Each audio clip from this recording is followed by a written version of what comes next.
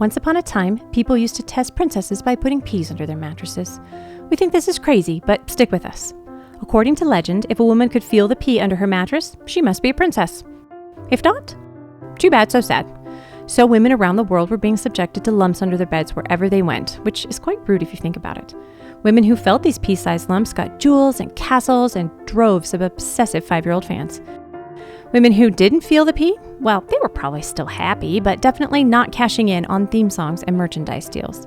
And thus life went on like this for quite some time, with everyone believing that peas and mattresses were the way to test princess pedigree, except for one small thing that made the whole fairy tale rigged from the start.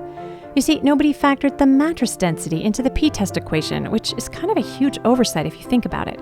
People were putting peas under mattresses willy-nilly. Some of the mattresses were light as feathers, but others were firm as stones. Well, naturally, a woman on a feather mattress could feel the pea, but if you got a firm one, too bad, so sad, no song royalties for you. Well, now it's true that they were still learning a lot about science back then. They didn't know about controlling for variables and important stuff like that. I guess we could cut them some slack because we know better now, right? Actually, we have some bad news. Basically, we're still using the pea test on women today.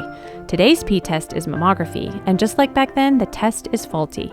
You see, mammography works well for finding peas under feather-light mattresses. So if you're a woman lucky enough to have one of those, you win. But guess what? There's an almost 50% chance that you don't have feather. You have firm. What we mean is nearly 50% of women have dense, aka firm, breast tissue, not fatty like feather tissue.